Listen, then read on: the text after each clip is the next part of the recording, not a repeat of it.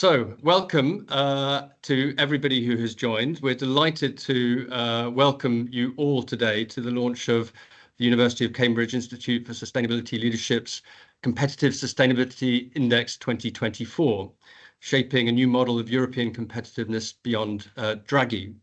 My name is Martin Porter. I'm Executive Chair of CISL Europe, and it's my pleasure to welcome you all here today and to shepherd the first part of the conversation this afternoon before I pass to my colleague Ursula, who will take the second half. We have a packed agenda, so I will not go into the detail explaining how we're going to run everything, but I think first and foremost I'd like to obviously welcome Pascal Confin and Anne Mettler, who are with us for the first part of our session, before we turn to a presentation of the index and then hear from people who have considered it, worked on it with us, and have reflections on it from different perspectives, you can see. And we are delighted to have such an expert and experienced group of people with us here today to do that with us. So thank you all in advance for sharing your time with us and obviously your perspectives and insights on it. With no further ado than that, let me just say a couple of words of housekeeping so that we can make the most out of the meeting we have today. You'll see we've got basically an hour and a half, which is not a huge amount of time to cover all the ground, and therefore we won't have much time for Q&A other than within the panels. So if any of you has any questions, please put them in the chat and we will endeavour either to answer them on the call or to come back to any of you afterwards with responses on that. Apologies if we can't cover everything during the time we have, but we'll, as I say, do our best to come back afterwards on them. You will be aware this is a recording. This is going out live. It's public. So please be considerate of that in terms of whenever you have comments to make or want to follow anything. It will be available afterwards, as indeed is all of the material that we will be sharing, which is now on the website of CISL. So that is the full report, the summary report, the tool, and indeed all of the other related materials. So there is a lot of material that we have available to you, and we'll just give you a sort of first insight to it today and discussion on it, but we hope we'll obviously have more conversations afterwards. Maybe if we can go to the next slide, just very briefly by way of introduction to this topic, for those of you who are not already familiar with it. Competitive sustainability as a subject is something we've been following for a few years now, and it's been a framework and a perspective that has been developed by the European Commission and used in relation to its approach to the European semester. What we have tried to do to that is develop a way of measuring that assessment and to be able to do so in a way which is consistent with the different dimensions that are relevant to the transition to sustainability.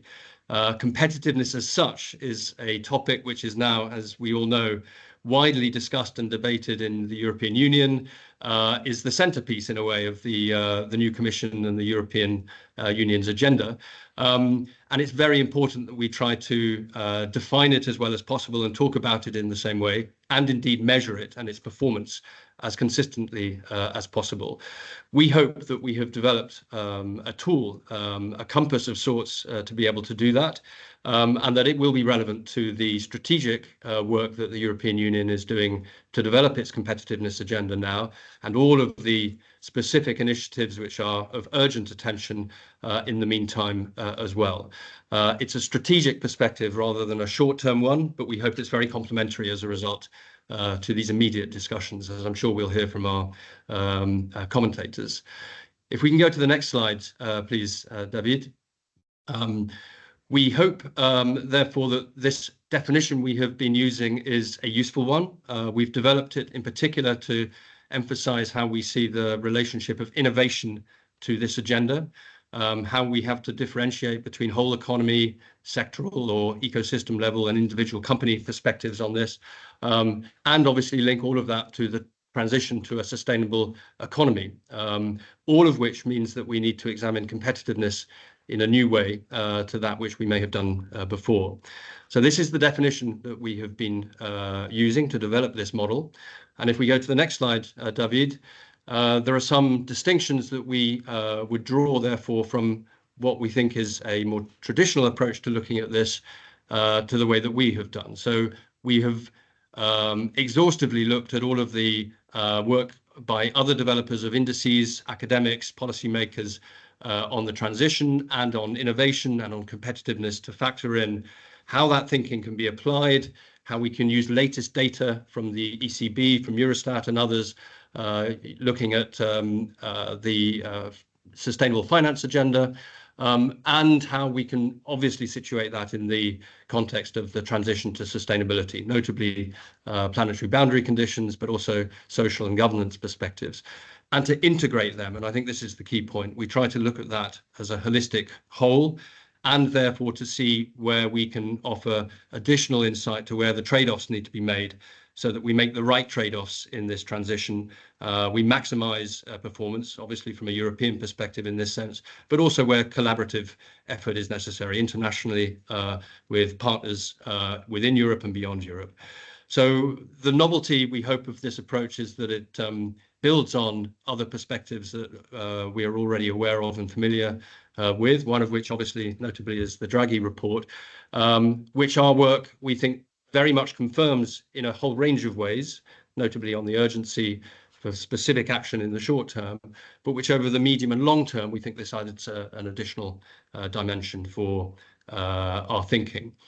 So with that, let me now invite Anne and Pascal to give some reflections on this. By way of introduction, I think almost everybody will know both of them very well from their other public activities.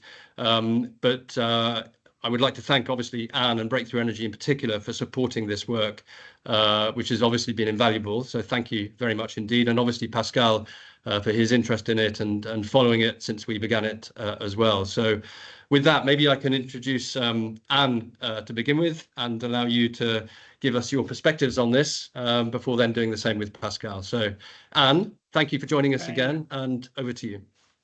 Thank you. Thank you so much. It's a pleasure to be with all of you today.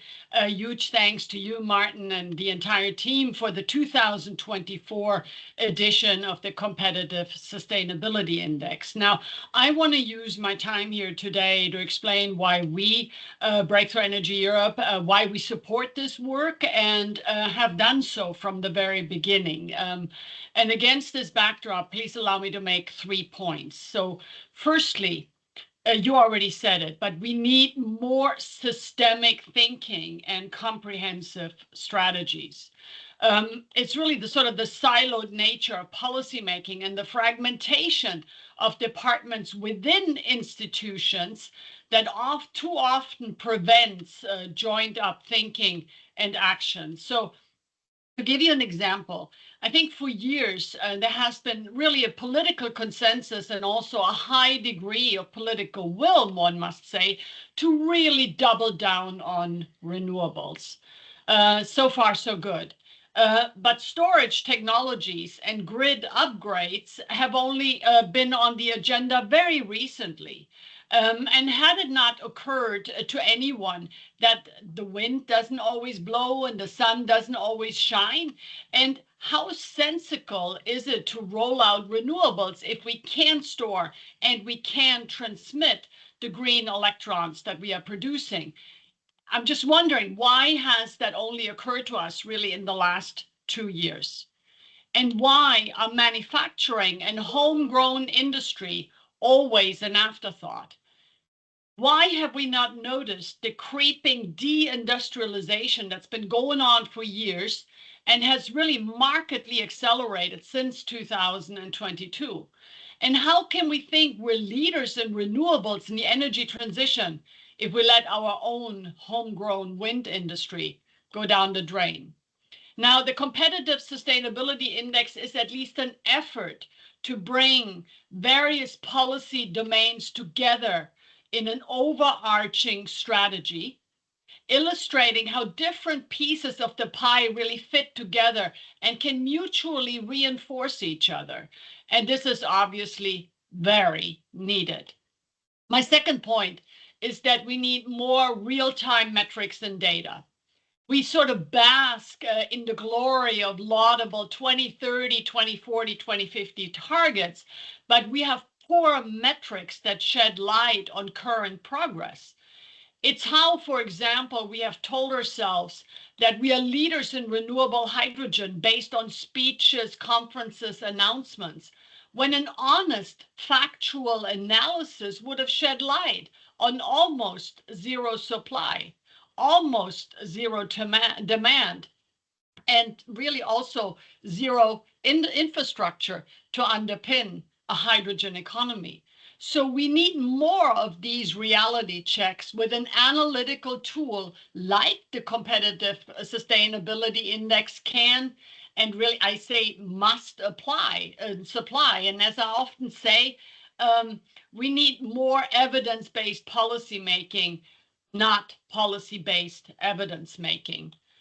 My third and final point, and it's very clear to me that we need new intellectual paradigms. And here I want to give an example, if I may. When I started my previous job as head of the internal commission think tank in the Juncker Commission back in 2014, that's now 10 years ago, it was already clear then that we would live in a world full of crises. And against this backdrop, I put forward resilience as a policy paradigm. Resilience derives from the material sciences and basically means that you spring back quickly into form after a shock has occurred. At the time, I was told, thanks, but no thanks. This is too defensive of a concept. This is not positive enough. And we all know that, especially in this town, in Brussels, if I may say, one expects sort of a high degree of professional optimism, sort of an unshaken belief that all strategies or deals, accelerators, acts, alliances, whatever you want to call them, that's sort of a unilinear pathway to positive outcomes. It's not a secret that's not always my school of thought. So my department worked on a conceptual framework for resilience together with the JRC, the Joint Research Center. I see that one of the speakers later is from the JRC. That was a very good collaboration. So that when the next European Commission came in, that everything would essentially be in place for the usage of resilience as a meaningful policy objective. And that's, of course, exactly what happened. Resilience is today part and parcel of the political vocabulary. Let me see, I have exactly the same expectation in competitive sustainability. When the president speaks about decarbonization and competitiveness as one of the overriding objectives in the new competitiveness compass, that's basically what she's talking about. And thanks to this index, we now have an intellectual and analytical framework to underpin this objective, with data that's provided in real time and a strategic and systemic fashion. The index, therefore, fills, in my opinion, a very important niche. Now, in closing, I want to make one observation. The Competitive Sustainability Index was well ahead of its time. This was first launched at a moment when the EU didn't have competitiveness remotely on its radar screen. But it was already clear to the authors and also to us as the sponsors that the deal in the Green Deal was basically missing. We were palpably losing mature industries and becoming ever more dependent on countries that are not remotely in our sphere of influence and that do not share our core values and basic principles of governance, rule of law, or accountability. And at the same time, we were also not standing up new industries. The recent Northvolt bankruptcy is only another sad reminder of that. And for all of these reasons, we need a product like the Competitive Sustainability Index. So let me say well done. And now let's get to work. Thank you so much. Thank you very much indeed. And I think you touched on all of the key points there. Just a couple of very quick reflections, actually, before I ask Pascal to offer some thoughts. As you said, we did this 2 years ago. And one of the clear conclusions, even at that point, was that the EU needed a much stronger, more robust industrial strategy to complement the European Green Deal prior to what then emerged. So hopefully this time around, we will also have some thoughts about what could and should be done. And one of those is actually how a distinct European model that combines those elements is in sight here, distinctive from the US and China and others. And that would be a truly innovative and bold step if we're able to define that. So I won't say more than that, but thank you ever so much for your thoughts, your support, and so on. You're welcome to stay for as long as you can. But with that, please, Pascal, the floor is yours. Thank you for joining, and look forward to hearing what you have to say as well. Yes, thank you. Thank you for your invitation. And I must say that I share entirely what Anne just said. Not a surprise, but always good to share. First, it is very timely to have this discussion, and not only to have this discussion, but to have your report, your analysis to be plugged into the new policy framework from the Commission. And you mentioned it yourself. We have ahead of us for the next weeks and months until the end of February, the definition, the conception of the Clean Industrial Deal, which is, to my view, with a few other pieces on energy and so on, which is the key momentum where we will be able to deliver on exactly what you said, on competitive sustainability. And so that's why it is absolutely very timely.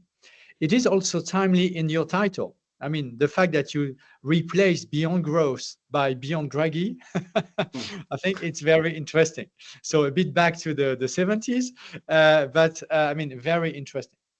And on what you said, Anne, on the fact that we have to look at competitiveness in traditional terms, but not only. I mean, look at the US and China. I mean, who among us would like for real to live in China? I won't. Who would like to live in the US? I mean, as an average middle-class citizen, not as a billionaire, of course. Not sure. Not sure, because you have so many downsides of the growth model in the US. Then at the end of the day, when you have the full compass, we are not that bad. But we need to make sure that the key pillar of building value chains, building new technology, building new industries is in place in Europe. So that's why your conclusion is a bit less pessimistic or gray or dark than Draghi's one. And I share that because, I mean, it's more I would say, encompassing as a compass, precisely. So very timely, then also very operational. Because what we need is to have not only concepts, which is the key with the competitive sustainability, but also analysis and KPIs. And to conclude, the role of that is precisely to depolarize the agenda, where we can very easily fall into the trap of we went to the climate agenda over the last 5 years. Now forget about it. We go to the competitiveness agenda, and then we do not connect the two. If I have only to take one figure to connect the two, that would be that last year, the US received $150 billion in terms of revenues from fossil energy exports. Only 1 year. The same year, 2023, we spent more than $400 billion to buy this fossil energy. At the end of the day, it is close to $600 billion for 1 year. I made the calculation for the last 5 years. It's $2.5 trillion of difference between the US and the EU in terms of revenue thanks to the exports and cost because of the imports. 2.5 trillion. Imagine what we could do with this. So that's why, to my view, there is absolutely no opposition between the competitiveness agenda and the green agenda or the decarbonization agenda. But then, as you did, we need to make sure we have an depolarizing concept and a depolarizing analytical framework to put all that in the same basket and have an integrated way forward. And that's exactly what you provide. So thank you for this. Because here's a conclusion. If I compare ourselves to the US, we have no fossil energy or very few. We do not have the Silicon Valley and so on and so on. So we are, for some elements, really lacking behind, for real. But for others, we have advantages. And I think one of them is precisely our capacity to provide stability. If we lose this capacity to provide stability because we become, as the US, a very polarized political system, and then you have back and forth and you are just not credible at all when you discuss medium long-term policies, we will lose one of the key assets we have as Europeans. That's exactly what China has. Predictability, medium-term, long-term. If we lose this and Europe becomes unstable, unpredictable, then we lose one of our key assets. And we are really close to this. We are close to this. With the rise of nationalism, nationalist parties, with political crisis in France, with what happens in Germany, and so on and so on, we are close to this. So that's why having a key concept to depolarize that can attract people, forces, parties, or NGOs, whatever.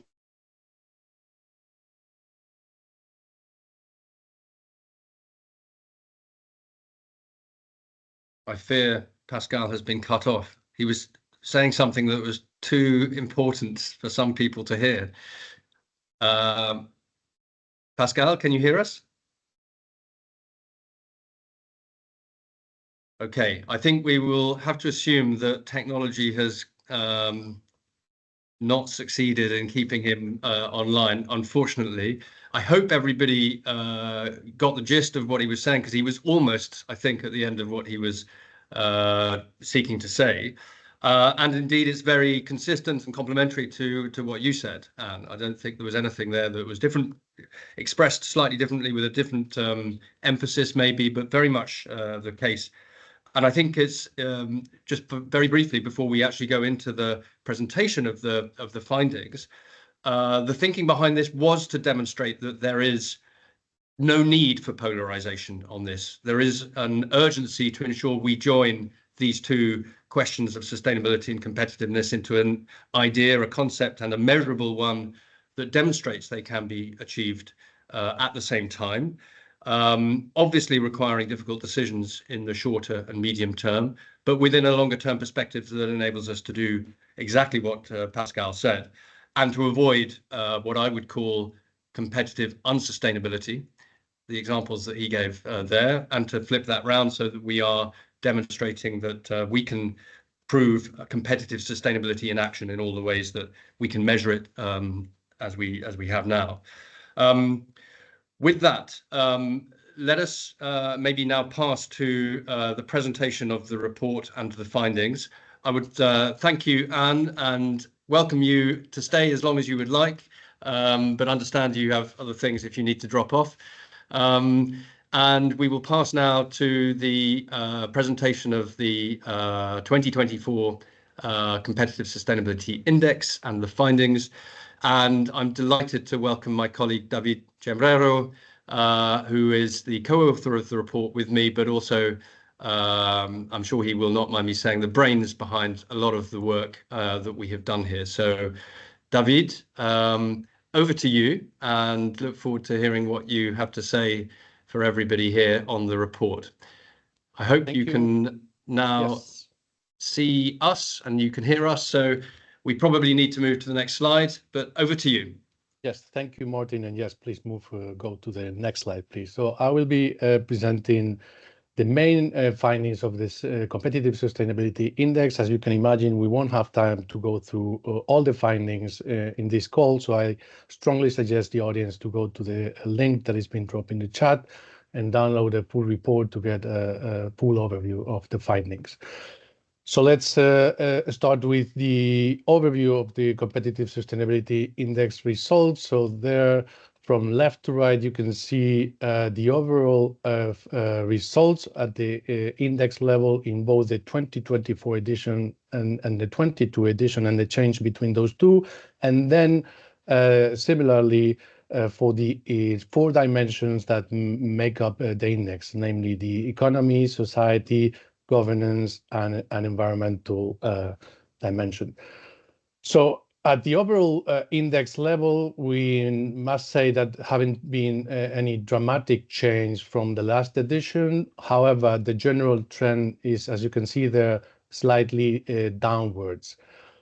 In terms of countries, the top 5 performers in the 2024 edition are the same that in the 2022 one, with the Nordic countries leading the EU in terms of competitive sustainability, closely followed by the Netherlands and Austria. If we step down one level to have a closer look at the results at the dimension level, we then start to see some differences in performance. So, for example, you can see there that EU average performance on the environment and governance dimension has improved with respect to 2022, whereas the average performance in the economy, and particularly on the society dimension, have gone down. And actually, society is the dimension that has seen the biggest drop in terms of average performance with respect to the last edition. And even with that, it is still the dimension with the highest average performance, which clearly shows Europe's strength on this social pillar.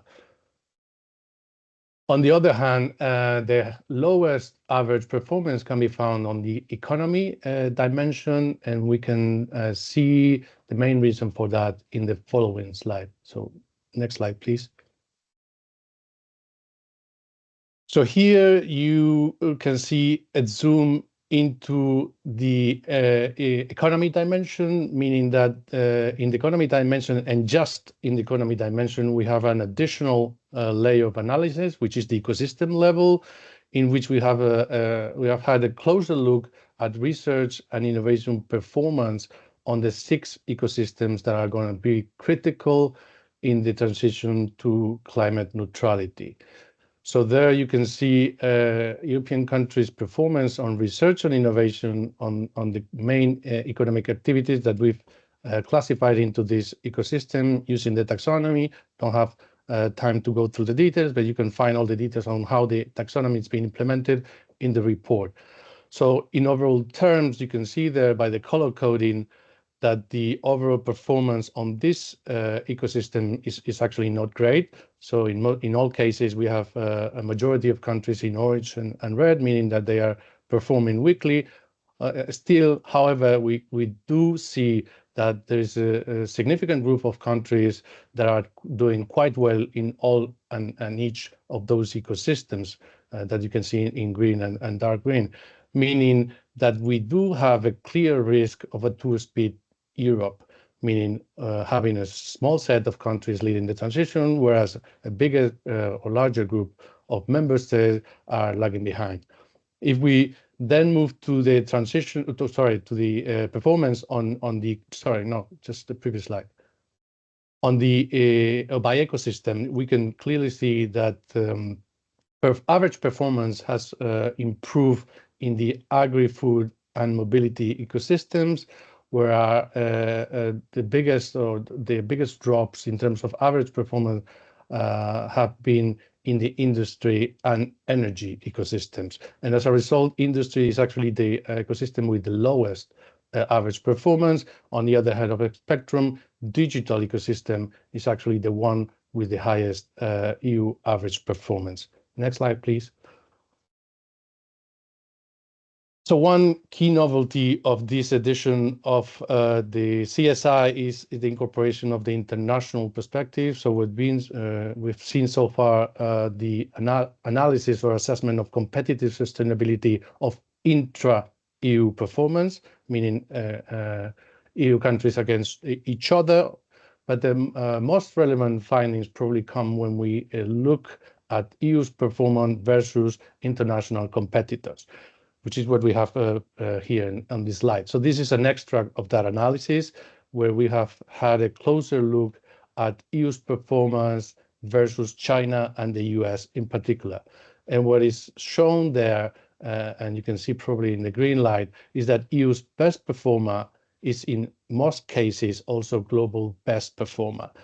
However, it's also clear in the green, or sorry, in the light blue line, that EU's worst performer is actually also global worst in most cases, which this shows is basically that there is a highly uneven performance across EU member states, and this reveals an enormous opportunity for collective improvement just through improving the cohesion internally within the EU. Next slide, please. This finding is actually not completely novel, so no one, I think, would be surprised to know that all countries are still subsidizing fossil fuels. The novelty probably comes when we put those numbers into perspective, and so when we compare the amount of money being deployed or spent on fossil fuels compared to the amount of money being invested in developing the clean technologies that will make possible the low carbon economy. So when we do that, the resulting picture is not nice. Basically, it doesn't really match actually the political discourse in most cases. And as you can see there, the difference between those two numbers is so huge that you can even see the bar for the clean tech investment in most cases. But I assure you, it's there. So basically what this calls for is for a question. So how long are we going to maintain this nonsense? So please, next slide. So even though it's a small money when compared to fossil fuel subsidies, it is still relevant in our view to have a closer look at clean tech investment. And that is the case just because what is at stake here is nothing less than the technological sovereignty of the next economic era. So here you have an overview of that race to net zero. And as you can see there, the US is currently on the lead with China and the EU, well, head-to-head fighting for second spot.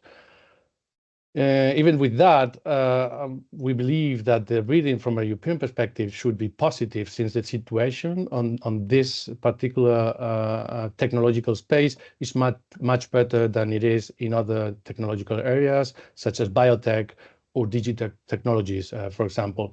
And since and we believe that actually a powerful clean industrial deal could put the EU on the top spot. Second reason for optimism is that the EU actually has some truly global champions in terms of venture capital investment on clean tech in relative terms, meaning as a share of GDP. You can see there that Sweden and Estonia really make a difference on this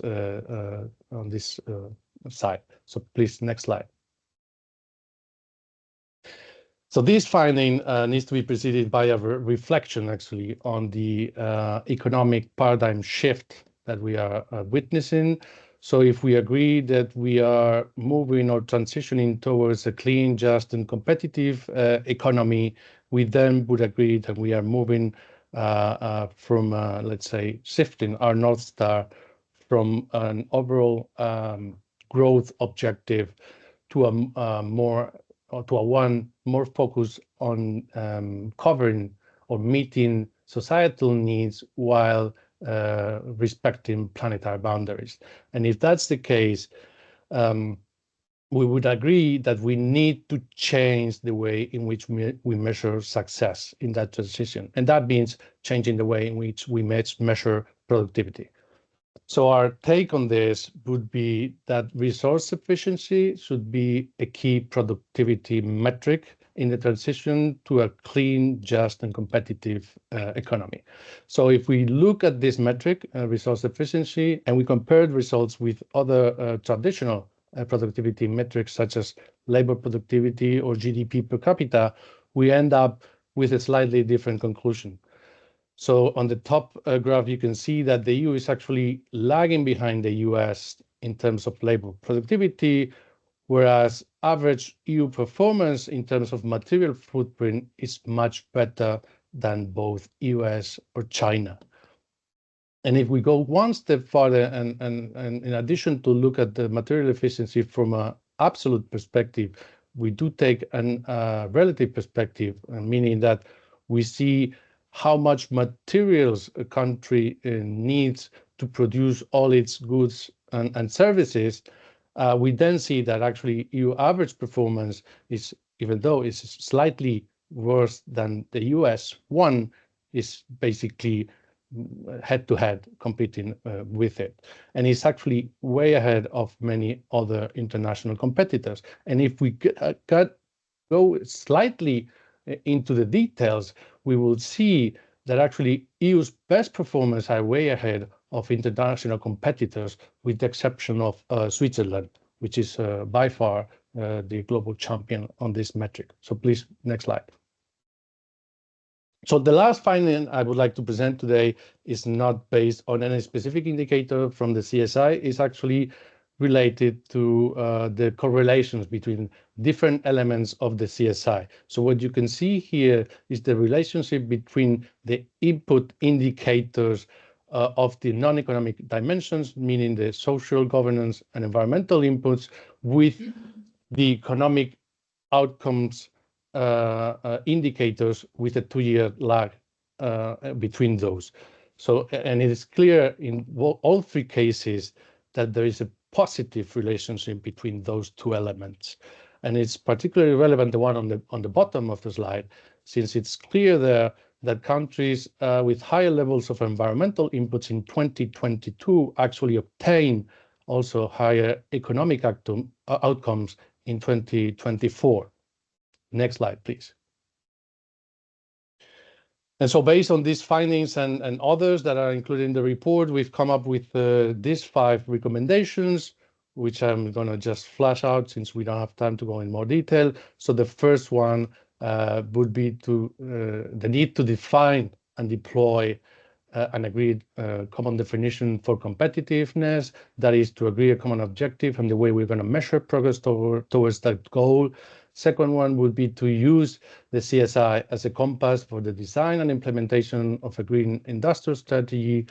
The third one would be about fostering further bilateral and multilateral development partnership and agreements that should, among other things, lead to the adoption of fossil fuels phase out. The fourth one is about fostering, sorry, that was the fourth one.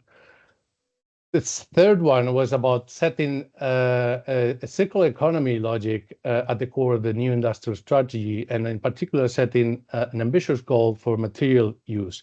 And then the final one, the fifth one, is actually not a policy recommendation, but a business recommendation, which makes the case for businesses to fully embrace the sustainability transition rather than trying to delay it, because, among other reasons, China is not going to slow down. Please, next slide. And then just as a final comment, I would like to flag that we've made all the data from the CSI available. So you can go to the landing page of the report and you will find a link to the online dashboard where you can find all the data for you to play with. So with this, I will leave it here. Back to you, Martin. Thank you. Thank you, David, for an excellent overview of the index as we now have it. And I think we haven't gone into detail in this particular session about all the work that we have done methodologically to make sure that this works in a sound way. We boiled the ocean, if I may say that, in looking at all the other indices that are relevant to competitiveness, to innovation, to sustainability. And we trawled them to ensure that we developed one that did track all of the right metrics that were relevant to looking at this from a competitiveness perspective.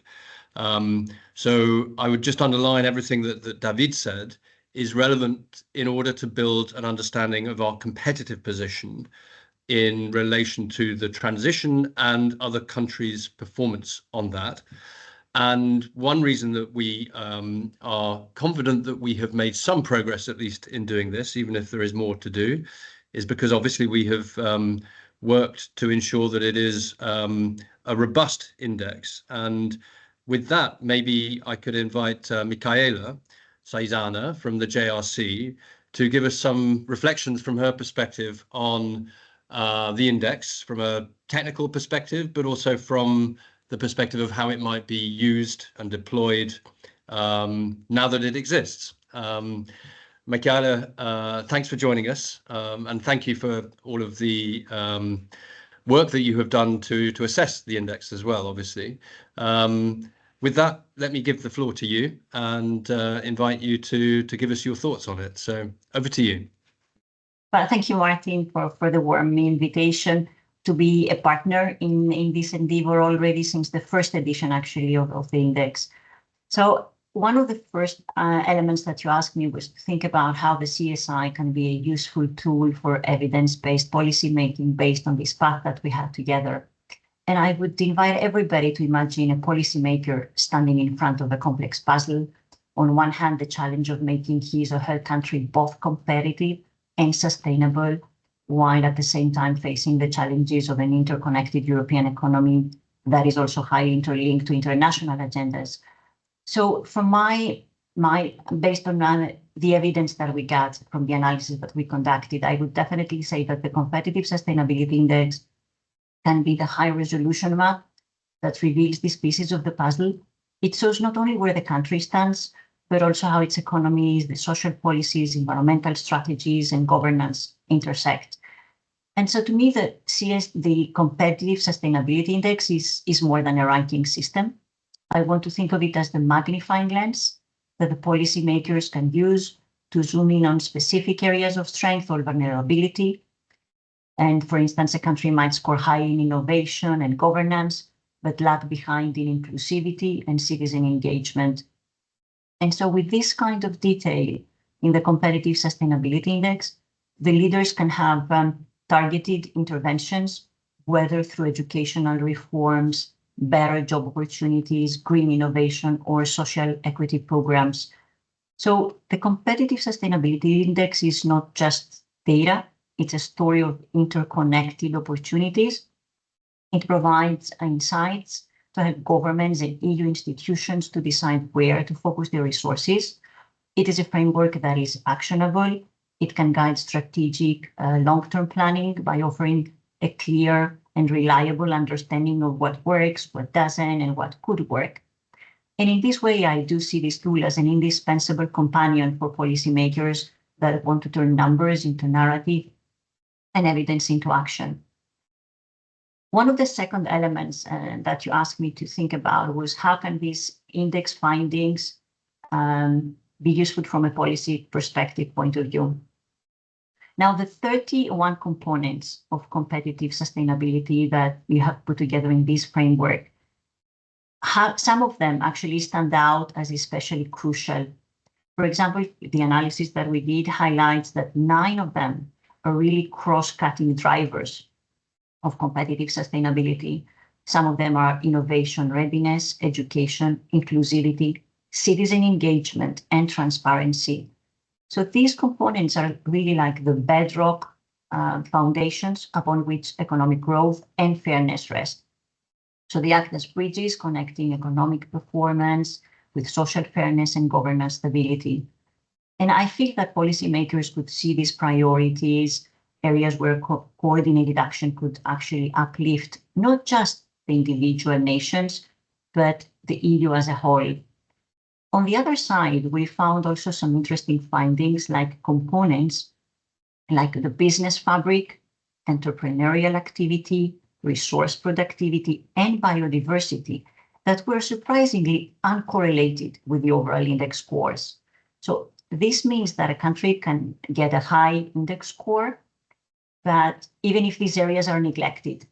Here is a catch though, and we underline that in the GRC audit that we conducted upon your invitation, that these areas should matter. So this finding actually could push policymakers to take a second look at their priorities, reconsidering whether investments in these underperforming sectors could actually unlock long-term sustainability. And I think the graph that David showed us before is the right one, showcasing that there is a time lag between the investments that we do to protect the environment and the gains that we get in terms of competitiveness. So the Competitive Sustainability Index, again, to me, it's also like a weather forecast.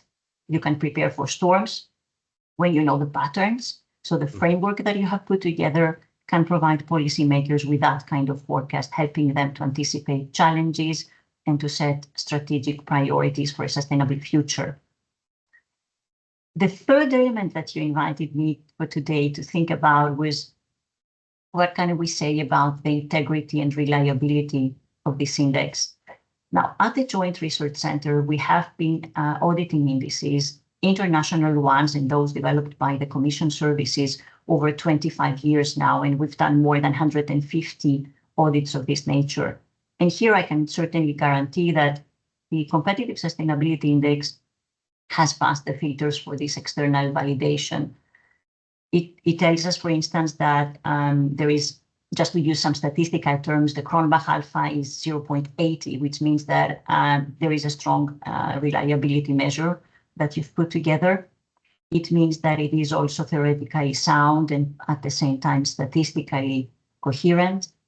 And what is more reassuring is that the unavoidable methodological elements that are inherent in any index, like the missing data or the way to put the pieces of information together, how do you aggregate the data, how do you assign weights, and all these methodological elements, they do not have a serious impact on the final country scores and rankings.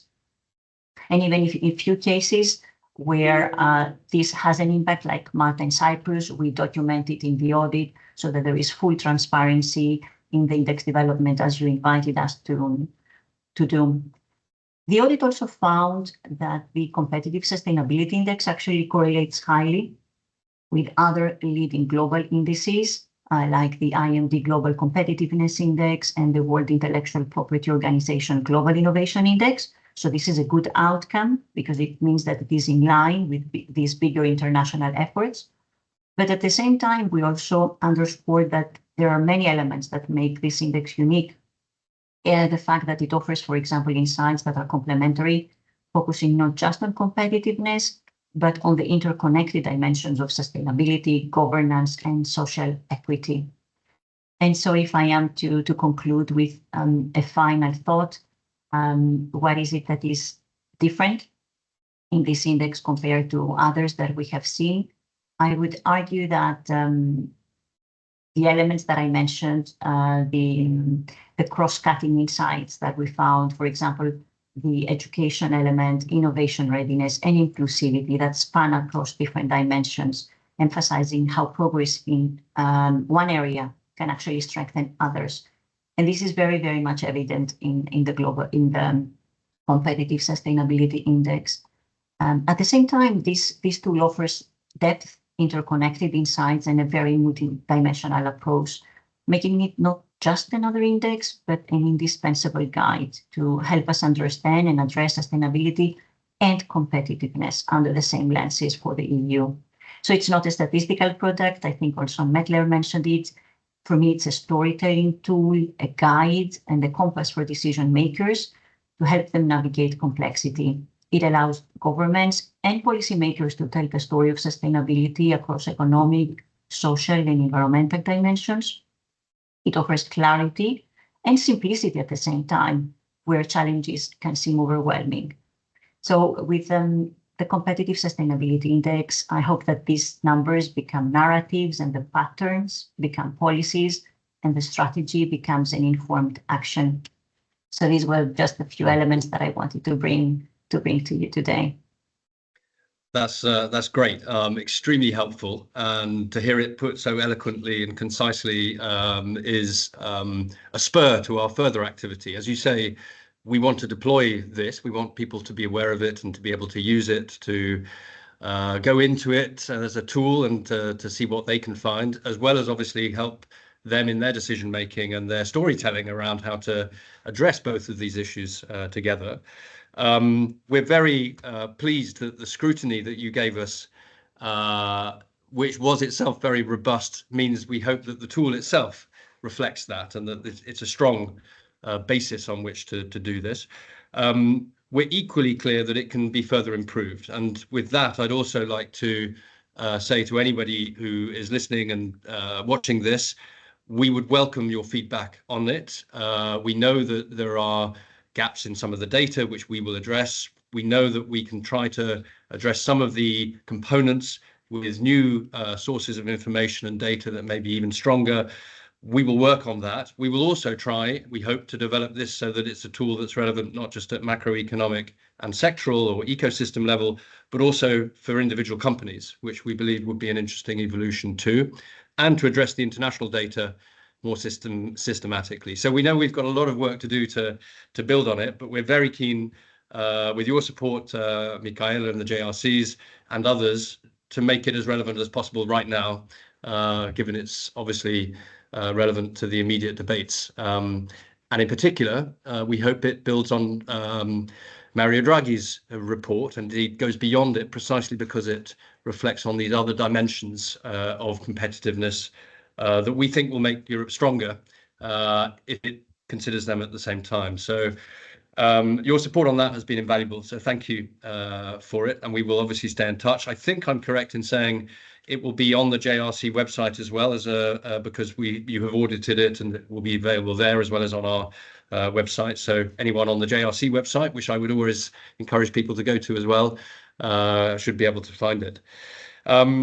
With that, thank you again, Michaela, and I'm going to pass over to my colleague, Ursula, and to her assembled panel of experts to consider this from their perspectives. So, Ursula, I hope you are now on screen and you can take over up until almost the Hi. end. So, yeah. Thank you so much, Martin. So yeah, I'm delighted to be part of this launch today. So for those of you who don't know me, I'm director of the Cambridge Institute for Sustainability Leadership's European office, and I'm very grateful to have a great panel today to discuss perhaps take this more a bit into the politics and also the business implications. And I think then at the end, I think Peter will come in with a few comments from his side. But in the panel today, I'm delighted to welcome Linda Coucher, who's Executive Director for Strategic Perspectives, Ramon Arratia is the Chief Sustainability Officer and the Vice President for Public Affairs at Bull, Gonzalo Sanz de Miera, who's the Climate Change Director at Iberdrola and also the chair of our Corporate Leaders Group Europe, which I'm also the director of, and which brings together businesses working on the transition to a climate neutral economy, and Jules Besnau, who's the founder and executive director for Clean Tech for Europe.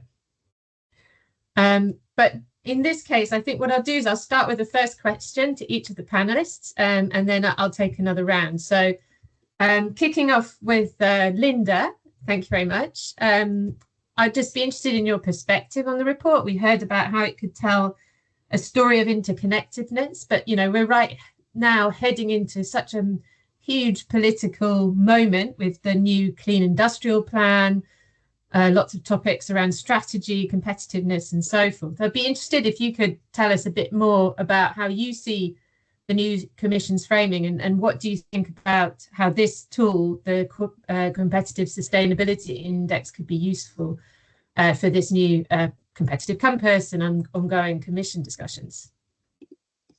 Thanks so much. Hello, everybody, and thanks a lot for having me and the great conversation so far. 3 brief reflections from my side on your index. So first of all, the EU competitiveness push is long overdue, and I think your index sort of brought that back quite clearly. I mean, von der Leyen made that competitiveness agenda and the Clean Industrial Deal a priority for the next 5 years, and the reports from Letta and Draghi have well shown why that is the case, because we indeed need to sort of look at it from a more systematic and holistic approach. Yeah. And Martin pointed that out quite clearly already, because we've talked a lot about sort of the need for a European industrial strategy, but we've never really seen it come into play. So that's an opportunity for the next 5 years, because no single country can compete against the China and the US. And I think that was quite clear also in the ranking that David made. I really want to echo what he said to avoid a two-speed Europe, because you could still see that some countries that have a bigger fiscal space seem to be well ahead of others. And that's obviously one thing to course correct under a strong investment and innovation agenda for the next 5 years. So I would expect von der Leyen to really not only look at it from a policy dimension, but really also from the innovation and investment agenda. And there I can only compliment you for your policy recommendations, which made very clear what needs to happen to avoid that the Europeans further lag behind. And sort of that's really the element that stuck with me from Pascal. And I would think that the fellow panelists will only reinforces that we really need this kind of predictability. We have the 90% climate target proposal on the table that can bring a certain predictability on the pathway. And it often seems these days that it's the industries and companies that are further ahead on their thinking. They have committed to their transition, and they're here to say, we need more policies, we need more investments to be able to really deliver on this prosperity agenda. So it's really that we don't want to see flopping of some of the companies or policymakers. We need to sort of have all hands on deck to innovate and to advance the agenda, to actually treat it as a crisis. And that's the last point, and then I stop already, because I have the feeling it's not been treated as a crisis from some of the policymakers yet, especially if you see that some of the jobs are at risk in the sectors that we will need to deliver. There have been issues on the wind side, on the steel side, in the automotive sector, and these are the sectors we need to deliver and where the jobs are in Europe. And I stop here. Thank you. Thank you, Linda. Yeah, and I think many of the companies that joined us today would also agree on the need for that long-term clarity. I think competitiveness also being linked to seeing where we need to be in 10 years or 20 years. So, but on that note, I'll kind of go first to Ramon to ask you to share your perspective. And I know that also resource efficiency is quite close to your heart in terms of the work that you do. So I'd be interested to see how you, what's your perspective on the index findings and implications for the EU's competitive advantage for pursuing much greater circular economy ambition? Thanks, Ursula. I think I just have to congratulate you for making us all thinking more holistically. And Mettler was already saying that. I think, sometimes we are a little bit too silos focused, and, we do climate policy, and then we do circularity policy, and then we do innovation policy, etc. And we need to think holistically. And, the index makes people think a little bit wider. I think we need to have, the EU is doing right things on the EU industrial strategy, the clean industrial deal. They cover, the right things. I think what we are missing a little bit is, are we gonna lead this with the technologies of yesterday? Are we really supporting the technologies of yesterday, or we need to look at what are those disruptive technologies, business models, policies that can enable us to lead on the new economy? And sometimes we just we're listening to ourselves all the time, and we think about the past, and we think about the current, the current way of doing things. At some point we're going to have to decide what makes sense and for Europe to lead, and what makes sense not to lead. And back to your point around resource efficiency, I love that chart around resource efficiency versus GDP, and to some extent the one on labor. We are going to lead in doing more with less.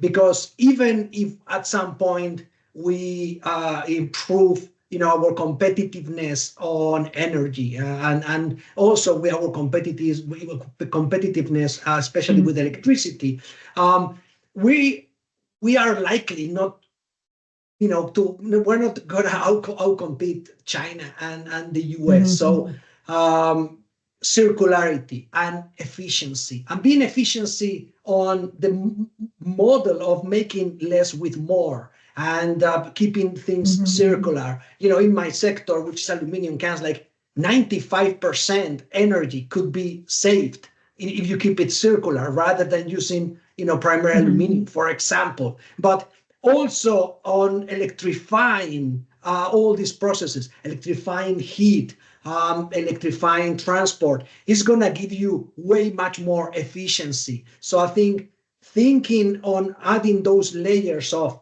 efficiency plus electrification and circularity, and a lot of technologies there are in Europe. If you look at all around sorting, collection technologies are European. If you look at transmission technologies are European. And if you look at the new technologies to electrify different processes, different sectors, they are European, they are safe bets. We just need to have the innovation and finance to scale them.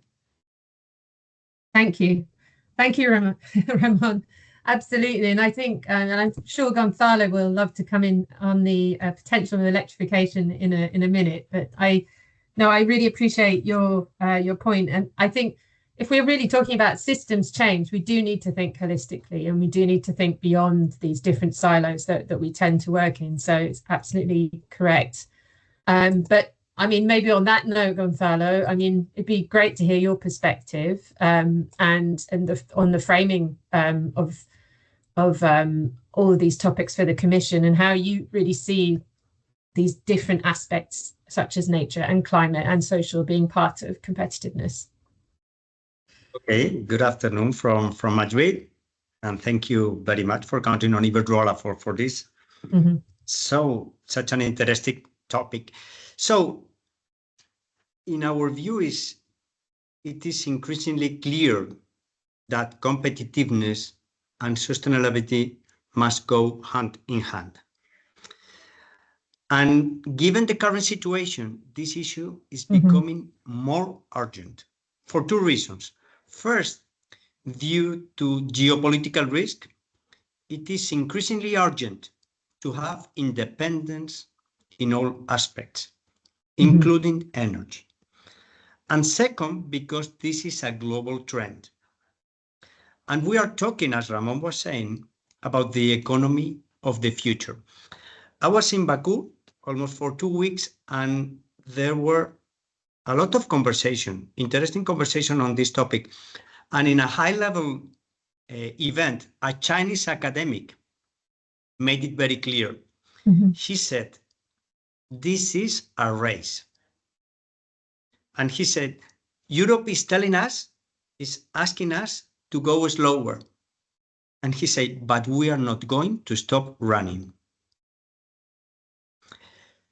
So in this context of opportunities, however, with a global competition and a race, this competitive sustainability index is a natural consequence of this situation, and for us, mark the path for the European Commission, for member states, and also for companies, which we must make urgent investment decisions. And we need the foundations to make these investments and lead, as Ramon was saying, the future global green markets. Thank you. Thank you, Gonzalo. Well, Jules, I think I've set you up for the race, right? So, I mean, how do you see this? I mean, in particular, around the topics of competitiveness and innovation, what did you take from the presentation and from what the other speakers have just been saying? Yeah, thanks, Ursula, and thanks to the whole CISL team for having us and for this really important report. Well, from the clean tech lens, it's a really fascinating discussion to hear. I reflect on your question of the change of tone of the Commission. I mean, if we look at the arc of the previous cycle, we really saw a welcome change in ambition in a way. The Fit for 55 was all about deploying clean technologies, right? Having renewable targets and plenty of other sectors. And the reality is, I think it was a bit of an afterthought as to where's all this equipment going to be manufactured, right? And I think it came way too late in the reflection cycle, and as a result, I think let's not beat around the bush. I think we're very far behind our global peers in the clean tech manufacturing race. And it's going to be incredibly hard to catch up. And I think the Northvolt news is a good example of that. And so, I think it is a critical time for a bit of a wake-up call on competitiveness. And I think scaling clean technologies is a bit of a keystone to that, because it determines basically, is all this wealth creation going to accrue to Europeans, and so create acceptability for the transition, or is it just, are we just going to be about deployment? And so if I reflect a bit on the state of clean technologies in Europe, I think, and I say that very often, but we've become really exceptional at developing these technologies and at innovation. But the reality is we can't manage to scale them in Europe, right? We still very much struggle for that. And I think the reason why I think touches on a lot of the themes that are in the report, right? We lack a clear industrial strategy. If you compare our industrial strategy to the US's or to China's, I think we're very far from that integrated, industrial trade, competition, financial aspect. Two, we have a huge investment gap and a lack of both public and private funding for these technologies. We quantify that at more than 100 billion euros by 2030 just to scale up clean technologies.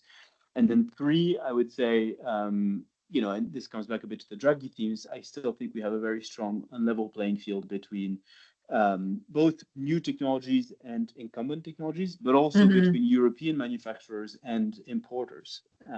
And way too often, we impose much stricter rules on EU manufacturers than on importers. So I think for all these reasons, we're in a tough spot. We need to get out of it really fast. And back to the holistic thinking, now's the opportunity to design that kind of integrated policy that can help us succeed. So I'm happy to dive into some of our ideas a bit later on, but just this is a kind of top framing for us. Thanks, Jules. I mean, maybe, I don't know, Linda, if you'd like to pick up on any of these points, I mean, are we really losing pace in this competition? I mean, what do you think can really enable industry then to compete? I know that at Strategic Perspectives, you've been thinking a bit about this question of global industrial competition. So I'd be interested to hear what you think about this. Yeah, I sympathize very much with what Gonzalo said, of course, on the race element. We might have published 2 reports that had race in the title, just where we indeed saw that for now, the Europeans are still the second most appealing investment destination.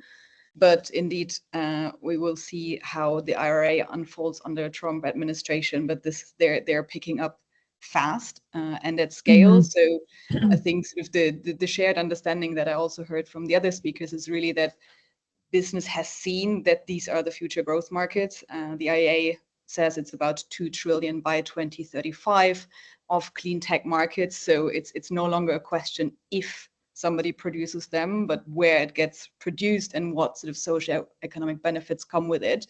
As we heard from the other speakers, Europe is very well positioned, but we need the sort of policy predictability and the investments to make it happen and to deliver. And I think sort of the ideas that are floating around lead markets, around procurement, it's all in the initial phase, but it just needs to happen fast. And there's a big concern that once the recovery funding stops, that there's an investment gap, that some of these policies will now take 3-4 years until agreed, and then even further until it's implemented. And that sort of doesn't speak to the urgency that I hear from some of the business actors, and to the sort of, the race that we see from other tech competitors. So this is a thing where we sort of need to strongly come together and sort of, yeah, and we haven't even discussed what happened if the US administration was to put tariffs out directly, or what would happen with some of the Chinese clean tech if the BRICS would get a higher tariff and where they would reroute some of the technology. So I think there's sort of a serious conversation at leaders level that needs to happen fast, with some clear indications of what they expect by the Commission and the commitment that they're willing to step up for the industries that will be critical to deliver the transition.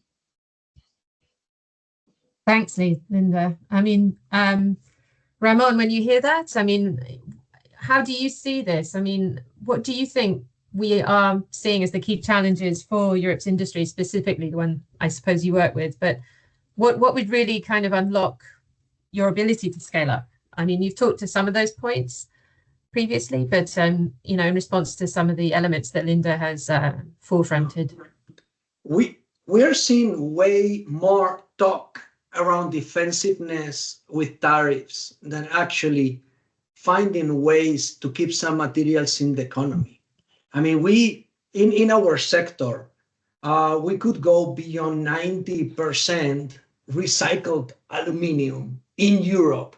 And actually Europe is exporting secondary aluminium. So we could invest not just in primary aluminium, which is okay, it's good, aluminium is going to grow because it's a material of the future, etc. But let's forget about primary. Let's think about secondary. We're exporting already, that sort of material. And then you could, there is technologies to decarbonize that by electrifying it. So plasma burners, etc. So this is just one example of an industry that you can increase circularity to 90%. You can enhance, or scale technologies that are almost there at commercial level, which is they're going to come in the next 2 or 3 years, and then electrify those. And that's where you maintain the industry. You don't need to rely on on primary commodities where you might not be able to compete with other regions for a number of reasons. And then the other thing is, I think the electricity, competitive electricity is going to be key as well. At the moment, when you're looking at investments in certain countries, in Sweden, you can electrify because the gap, the spark gap between electricity and gas is favorable to electrify. But in the rest of Europe, you cannot. So something has to be done there as well. And to be fair, what we are hearing all the time is just tariffs, and more the defensiveness than the long-term holistic thinking about industry cluster, thinking about energy and innovation and finance and industry holistically at the same time, like the Chinese have done. And that is what we are lacking, that holistic thinking. Thanks, Ramon. I could see you were nodding there, Gonzalo. I mean, yes. What would you like to pick up there? I fully agree with Ramon. According to the International Energy Agency, we have the technologies to decarbonize 70 or 80% of the economy. And we know which technologies are evolving most rapidly and are competitive. So we have renewables, batteries, electric vehicles, heat pumps, and, as Ramon was saying, electrification of some industrial processes. So in this context, with this situation of technologies, what Europe needs to do is to concentrate its efforts in the short term on accelerating these sectors and technologies for two reasons. Because they will contribute to the decarbonization of the economy and improve the competitiveness of firms. And second, because it will position us, Europe, at the forefront of sectors that will generate one of the largest global markets in the becoming decade. So Europe cannot miss this opportunity. And what do we need? 4 things. First is programs and funds concentrating on accelerating the deployment of these competitive technologies, mainly electrification with a European vision. Second, electricity grids. Today, electricity grids are the backbone of the energy transition, and we need to develop and we need to provide incentives so that grid can be developed in an anticipatory approach. Third, for us is really important, harmonization and simplification of permitting and administrative procedures. And fourth is an environmental taxation, so that electricity prices, that is a basic element for competitiveness, do not include taxes and charges that do not correspond to the electricity supply, and that today are favoring fossil fuel competitiveness artificially. Thank you. Thanks, Gonzalo. So maybe I go to Jules quickly for your response, and then to Peter to round some of this up. But I mean, I think what we've heard about is how the different industries are seeing it. If you go deeper into the innovation work and the clean tech work that you've been addressing, where do you think the EU's innovation capacities can be leveraged? And also, I've noticed in the chat, and a colleague of ours has brought up the key point that it's not, is it just about the US and China? What about the other countries and regions near Europe, Africa, and Western Asia, and also Southeast Asia? So we've talked a lot about the US and China, but should we also be thinking about other regions as well? Yeah, there's plenty of partnership opportunities to be figured out there. You know, based on the wealth of renewables and what industries you can build on top of that, for sure. Just want to say on Gonzalo's point, I mean, I fully agree with these goals. I just the one perspective to add again, so that we don't get into the same mode as the last administration. Deployment is an absolute priority, especially in electrification, as you rightly say. Let's always keep in mind, let's try to do that by building European value chains also with European equipment, right? Because if not, we're going to be in the same cycle of kind of putting these deployment targets and then having to work mostly with imported equipment to do that. And so what share of the value then accrues to Europe. I think in terms of the clear action points for the clean tech community, or what we would like to see in a new industrial strategy, I think for us it starts with very clear sectoral plans. I think we really like what we saw, for instance, in the wind power action plan, with very clear targets and very clear financial incentives in front of that. And I think it's the kind of clarity and predictability that the US has done with the IRA. So I think that for us would be an example of policy that needs to be replicated across strategic clean technologies, including, as you say, Gonzalo, on grid technologies and their deployment throughout Europe. I think the second layer is around, can we keep a strong carbon pricing system? Because in the end, that is what is going to create demand. As you see the phase out of free allocations, the demand for clean technologies in Europe is going to increase. And if we have a strong CBAM, in addition to that protects European manufacturers, then you could start to see a real business case emerging. And then obviously these high energy prices need to be addressed. There is no way we can have a competitive industry with the energy prices that we have at the moment. And then of course the question is then, how do you put the financial part of this, the competitiveness fund that strongly aligns with these goals? And similarly, I would also extend to trade policy and competition policy.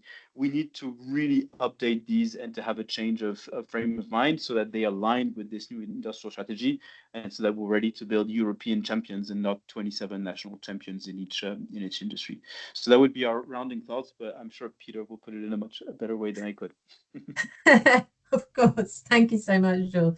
Well, Peter, thanks so much for your patience. As he's Peter Sweatman, he's the CEO of Climate Strategies, and who's been involved in the Competitive Sustainability Index work for some years and at great depth. And we thank you also for all your support, Peter. So, I mean, Peter, listening to all of this, what do you take from the discussion? What would you personally think that we really need to emphasize now? Thanks a lot. First of all, Ursula, to you, to Martin, David, and the wider CISL team for having me, connected to this since it was born in 2021. So I've been noting sort of the whole discussion, and specifically to respond to this panel, which was implications for industry. I thought that the question should become, if you're running an industrial firm or you're an entrepreneur, where would you like to invest to scale your business, and where do you want to locate your people? So thinking about it from that, I started to list the framework conditions that might be predictable, stable, and right for such a business. And they could be innovation readiness, availability of human capital, strong business fabric, aligned ecosystems, strong education, fulfilled basic needs, social mobility, sound governance, transparency, institutional efficiency, renewable resources, and environmental commitments that are aligned with my own. So, of course, it doesn't take a genius to work out those indeed are the components of this competitive sustainability index. So it doesn't take, again, there are 500 global companies, the Fortune 500, whose revenues total $41 trillion. And if, I guess, Europe is looking for inward investment or to attract those companies, it's interesting to note 45% of them have already net zero targets for 2050. So for those firms, a sustainable competitiveness frame is indeed a match, because in the EU, our competitiveness is shaped by the rule of law, resource constraints, a social compact, and a pledge to the Paris Agreement. So, as Pascal said, people do want to live and work in Europe, but as Anne reminded us, competitiveness is dynamic and we need real data and real-time metrics. So in this second version of the CSI index, we can look at some new trends, and we can see if this more holistic, which is what Ramon was calling for, new definition of competitiveness performs better than a narrower or more orthodox one. So in that spirit, I just wanted to tell you what my two favorite parts of the index are, because these then can combine into a recommendation for policymakers. So the first is on page 28, figure 17, and David's slide 14, which is the bottom chart. It literally, to me, this is a bit like the Holy Grail. So it uses ESG factors as a predictor of future economic gains. It actually shows that economies had higher, with the economies that had higher framework conditions, those are the inputs, in the 2022 version of the index, obtained higher economic impacts or outcomes in 2024. So this was a fascinating element that we started to dig into through the data. Of course, it's not pointing to causality, but at least it's good news. The second of my most favorite parts is this point about less waste is equal to more resilience, and that this we can activate in Europe through resource efficiency, which is what David and Ramon both stressed. So on figure 19 on page 31 looks at the net trade balance in the EU taxonomy eligible sectors. What does that mean? It means that thanks to having businesses aligned with our own definition of greenness in the taxonomy, we are bringing value to Europe, because it says that the net economic trade balance for renewables and buildings efficiency in that transition are very positive to us. So that's telling me that economically, through the continuance of the focus that Europe already has on these critical sectors, we will generate economic returns. So then finally, this is to Michaela's point, if I ran an EU country, what would I do with this index? Well, what I would do is I would unpick my own country score down to the component level, because at the component level is where you can see the biggest gains and losses compared to the countries that you consider to be cultural peers. So when I identify the components with the most upside, I would then try and copy the policies that work to promote that component in my country, and thereby address and invest in my core competitive sustainability position. And then, this is to Linda's call, I would go and seek EU investment and support with my chosen peer in that area from DG Reform, because DG Reform has about €1 billion put aside to support member states who come together to decide that they want to collaborate on a specific area of policy. So funded, a cut and paste policy approach, focusing on enhancing my competitive sustainability position in order to generate the results that I think delivers the competitiveness that we want. So then finally, and this is my really last thought, a lot of people get a famous quote wrong. So evolution isn't the survival of the fittest. It is the survival of the fastest to adapt to change. And this is to Gonzalo's point. In a new EU mandate, which must deal with this permanent crisis, a razor-sharp focus on the components of this index that matter has to be the right approach for that Europe versus China race. Thanks. Wow, thank you so much, Peter. I think you've done an incredible job of summing up many of the important points from throughout this event. So, but on that note, I'd like to thank the panelists so much. I think this will be a really useful set of insights as we dive into the next commission and the next enormous sets of packages of legislation and politics that awaits us. And so thank you so much. We look forward to working with you on this in the next period. And I'd like to welcome back Martin to round us all off and close the event. So thank you very much, everybody. I really appreciate your time. Thank you. Many thanks, Ursula, and many thanks to all of the panelists for a really interesting and inspiring discussion. We're at the end of what I hope has been a useful presentation and discussion of the index. And I'm not going to try and summarize everything. I'd just like to highlight one or two points, I think, which are particularly important from our perspective, which is that we really would encourage you to share this and to use it. We would like to see it as a complementary tool to all of those indices and metrics which are used by the EU institutions, by the OECD, by the IEA, and by many others, because we do think it offers that additional perspective that they sometimes lack in not looking at this in an integrated fashion. So please do share and do give us feedback on where you think it could be improved, further developed, or so on, as I've said. To build on some of what Peter was saying, for example, as well, I do think there are some recommendations that we have been able to take from what we can see as the findings of this index, which I think one or two are worth underlining in the short term, given the focus for urgent action and decision making to drive investment into the European Union, which needs to be combined with long-term strategic thinking that makes sure that effort is targeted in the right way and is complementary, therefore. And I think a key to this, to make sure we're all talking about the same thing, is a common definition of competitiveness that makes sense for this new era in which we are all living and working. We believe we have developed one with the input of so many of you on the call today and others that does respond to that. And we should make sure that we're trying to operationalize that and use it in practice. So I would underline the first need is for the European Union institutions to try to develop that common understanding as quickly as possible. We believe our definition offers a useful one, but it also is very consistent with other work that DG Research and Innovation and many other experts have been working on that supports this.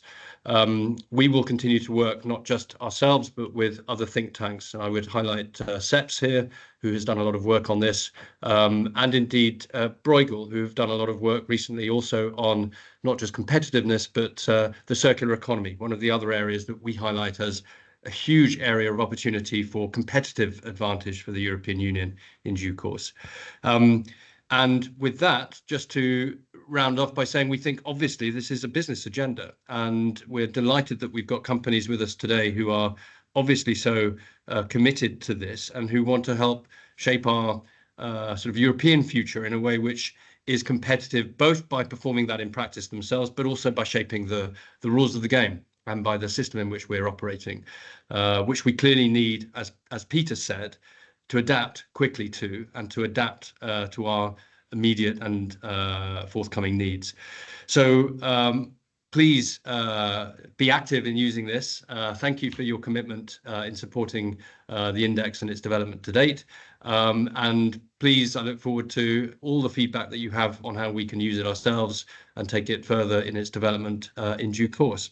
So with that, I would just like to thank once again the whole team at CISL for all the work they've done, not just on the index, which has been obviously a long time in its development, but also all the people around me here and in Cambridge who have made the event possible here today. So many thanks to all of you. Many thanks to all of the panelists and the other experts who have contributed to the index as it has been developed, the feedback on that, the improving of it, and I hope now the use of it. And obviously to all of you who've participated in the meeting today. We hope it's been useful. We look forward to staying in touch, and we will be coming back to you on this, we hope, on a regular basis. So with that, thank you and enjoy the rest of your afternoon. Many thanks.